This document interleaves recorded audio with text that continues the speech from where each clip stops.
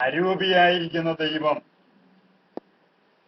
ദൈവത്തിന്റെ രൂപത്തിലും സാദൃശ്യത്തിലും സൃഷ്ടിച്ചിരിക്കുന്ന മനുഷ്യനിലൂടെ ദൈവം സംസാരിക്കാനായിട്ട് തയ്യാറാകുന്നു. കർത്താവ് പറയുന്നുണ്ട്, നീ അനുസരിച്ചാൽ ഐശ്വര്യം ആസ്വദിക്കും, ധിക്കരിച്ചാൽ വാളിനിരയാകും. നമ്മളെ തന്നെ തിരിച്ചറിയാതെ കേൾക്കുകയും കാണുകയും ചെയ്യുന്ന എല്ലാ കാര്യങ്ങളും ഇന്ന് ഏറ്റവും കൂടുതൽ കളിയാക്കും, നിസ്സാരവൽക്കരണമായിട്ടുള്ള രീതിയിലേക്കാണ് പോകുന്നത്. യേശുക്രിസ്തു അവസാനത്തോടെ രക്തം വരെയും ചിന്തി മാനവകുലത്തെ രക്ഷിക്കാനായിട്ട് വെറും ആചാര അനുഷ്ഠാനങ്ങളായിട്ടാണത് മാറുന്നത്. ഈസ്റ്റർ ആഘോഷങ്ങളും പെരുന്നാളുകളും എല്ലാം വെറും ഒരു ആഘോഷമായിട്ട് മാറി മനുഷ്യൻ നാശത്തിന്റെ പിടിയിലേക്ക് വീണ്ടും വീണ്ടും അമർന്നുകൊണ്ടിരിക്കുകയാണ്. സുഖഭോഗത്തിന്റെ പിന്നാലെയാണ് ഇന്ന് മനുഷ്യൻ യാത്ര ചെയ്യുന്നത്. സുഖിക്കുന്നവൻ നാശത്തിലേക്ക് പോകുന്നു, സഹിക്കുന്നവൻ ലാഭത്തിലേക്കാണ് എന്നെത്തുക. സഹനം ലാഭമായിട്ട് മാറുന്ന, സുഖം നാശമാണ് വന്നെത്തുന്നത്.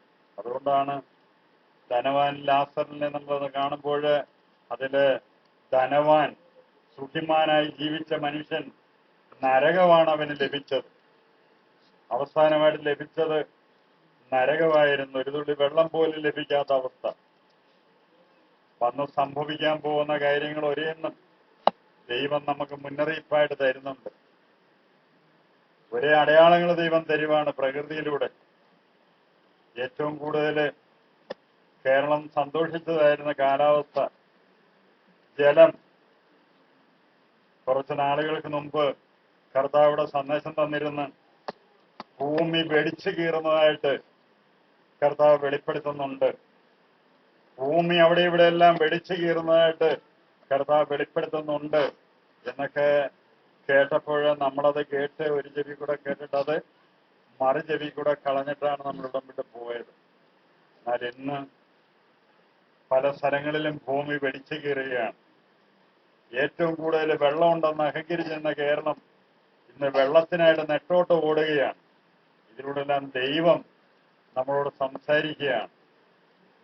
അനുദവിക്കാനോ മാറ്റത്തിലോ വരാനോ തയ്യാറാകുന്നില്ല എങ്കിൽ പിടിക്കുന്നിടത്തെങ്ങും ചെന്നെത്തുകയില്ല, നിൽക്കില്ല. അതുകൊണ്ട് ദൈവത്തെ ഭയപ്പെടാനായിട്ട് പറയുന്നത് നിന്റെ സുരക്ഷിതം നോക്കിയാണ്. നിന്റെ സുരക്ഷിതം നോക്കിയാണ് ദൈവം പറയുന്നത്. ദൈവത്തെ ഭയപ്പെടുക. ദൈവത്തെ ഭയപ്പെടാനായിട്ട് നമ്മൾ തയ്യാറാകുന്നില്ല എങ്കിൽ ഒരുപാട് പ്രതിസന്ധികളിലൂടെയാണ് നമ്മൾ പോകേണ്ടി വരുന്നത്. കാരണം ദൈവികമായ വിശ്വാസം അനുഭവത്തിലൂടെ മാത്രമേ മനസ്സിലാക്കാൻ സാധിക്കുകയുള്ളൂ. ദൈവികത സ്പർശനത്തിലൂടെ മാത്രമേ അനുഭവിക്കാനായിട്ട് സാധിക്കുകയുള്ളൂ. ആ സ്പർശനത്തിലൂടെ അല്ലാതെ ദൈവികത തിരിച്ചറിയാനായിട്ട് സാധിക്കുകയില്ല. അതുകൊണ്ടാണ് നമ്മൾ ബാഹ്യമായ രീതികളിൽ നോക്കിക്കാണുന്നത്. ബാഹ്യമായ രീതികളിൽ നോക്കിക്കാണുമ്പോൾ ദൈവത്തെ നിനക്ക് കണ്ടെത്താൻ സാധിക്കില്ല. ദൈവത്തെ നിനക്ക് കാണണമെങ്കിൽ ആന്തരികമായി മാത്രമേ കാണാനായിട്ട് സാധിക്കത്തുള്ളൂ. ആന്തരികമായ രീതിയിൽ മാത്രമേ നിനക്ക് ദൈവത്തെ കണ്ടെത്താനായിട്ട് സാധിക്കത്തുള്ളൂ. ആന്തരികമായിട്ട് നമ്മൾ ദൈവത്തെ കണ്ടെത്തുമ്പോൾ ബാഹ്യമായി നിനക്ക് ദൈവത്തെ പൂർണ്ണമായിട്ടും ദർശിക്കാനായിട്ട് സാധിക്കും. അതുകൊണ്ടാണ് കർത്താവ് പറയുന്നത്, പൂർണ്ണ മനസ്സോടും പൂർണ്ണ ശക്തിയോടും പൂർണ്ണ ആത്മാവോടും കൂടി നീ ദൈവത്തെ അന്വേഷിക്കുമ്പോൾ നീ ദൈവത്തെ കണ്ടെത്തും. നമുക്ക് നമ്മളിലേക്ക് തന്നെ തിരിഞ്ഞു നോക്കാം. കർത്താവേ, നിന്റെ സന്നദ്ധിയിൽ വന്ന് കാപട്യത്തോടും കപടതയോടും കൂടി ഒരുപാട് കുമ്പസാരിക്കുകയും കുർബാന സ്വീകരിക്കുകയൊക്കെ ചെയ്തിട്ടുണ്ട്. ദൈവമേ, നിന്റെ മഹത്വം എന്താണെന്നും നീ ആരാണെന്നും തിരിച്ചറിയാതെ ഒരു പൂഴിയുടെ വില പോലും ഇല്ലാത്ത മനുഷ്യരായ ഞങ്ങള് കർത്താവെ നിന്നെ കബളിപ്പിക്കുന്ന രീതിയിലേക്കാണ് ജീവിതം നയിച്ചുകൊണ്ടിരിക്കുന്നത്. ദൈവമേ, അവിടുന്ന് ഒരു നിമിഷം ഒന്ന് നോക്കിയാൽ കത്തിച്ചാമ്പലായി പോകാനുള്ളതേ ഉള്ളൂ. ഇന്നത്തെ നാളെ ഈ പാപം ഉപേക്ഷിച്ച് തിരിച്ചു വരുമെന്ന് പറഞ്ഞ ദൈവം നോക്കിയിരിക്കുകയാണ്. നമ്മള് ഇന്ന് വരും നാളെ വരുമെന്ന് നോക്കിയിരിക്കുന്നു. ഒരു കാരണവശാലും നമ്മളെ തിരിയാനായിട്ട് തയ്യാറല്ല. അതുകൊണ്ട് യോനാ പ്രവാചകനിലൂടെ ദൈവം നമ്മളോട് സംസാരിക്കുന്നു.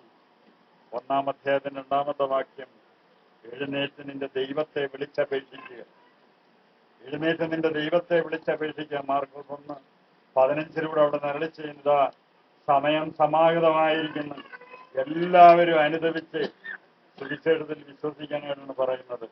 കാരണം ഏത് നിമിഷവും യുദ്ധം പ്രതീക്ഷിക്കാം, ഏത് നിമിഷവും യുദ്ധം പ്രതീക്ഷിക്കാം. അതേപോലെ സംഘർഷിതമായി തീർന്നുകൊണ്ടിരിക്കുകയാണ് ലോകം. അപ്പോൾ അവനവന്റെ ആത്മാവിന്റെ രക്ഷ അവനവന്റെ കരങ്ങളിലാണ് ദൈവം തന്നിരിക്കുന്നത്. നിന്റെ ആത്മാവിനെ രക്ഷിക്കുക എന്നുള്ളത് നിന്റെ കടമയാണ്. അത് വേണ്ടതൊക്കെ അതിനു വേണ്ടിയിട്ട് എന്താണോ നമുക്ക് ചെയ്യാൻ സാധിക്കുന്നത് അത് മാത്രം ചെയ്യാനാ കർത്താവ് പറയുന്നത്. അതുകൊണ്ടാ പറയുന്നത്, നീ മറ്റുള്ളവരെ നോക്കണ്ട, നീ നിന്നിലേക്ക് തന്നെ തിരിഞ്ഞു നോക്കുക. നമ്മൾക്ക് പ്രാർത്ഥിക്കാം. ആരോടെങ്കിലും ഏതെങ്കിലും രീതിയിൽ വെറുപ്പോ വിരോധമോ ഒക്കെ നമുക്കുണ്ടെങ്കിൽ എല്ലാവരോടും ഹൃദയപൂർവ്വം ക്ഷമിക്കാം. കൊളോസ്യർ 3:13 ഈശോ ക്ഷമിച്ചതുപോലെ നമുക്കും ക്ഷമിക്കാം. കർത്താവിന് ഹൃദയത്തിൽ 1-ാം സ്ഥാനം കൊടുത്ത് നമുക്ക് സ്വീകരിക്കാം. പിതാവിന്റെയും പുത്രന്റെയും പരിശുദ്ധാത്മാവിന്റെയും നാമത്തിലാമേ. എന്റെ പിതാവേ, രാവിലെ മുതൽ നിമിഷം വരെ വാക്കുകൊണ്ടോ പ്രവൃത്തിയുണ്ടോ വീക്ഷണത്താലോ ആരുടെയെങ്കിലും ഹൃദയം വേദനിപ്പിക്കാനിടയായിട്ടുണ്ടെങ്കിൽ കർത്താവിന്റെ നാമത്തിൽ ക്ഷമ ചോദിക്കുന്നു. ഈ ലോകത്തോട് ക്ഷമ ചോദിക്കുന്നു. യേശുവേ, യേശുവേ, യേശുവേ, യേശുവേ, യേശുവേ, യേശുവേ,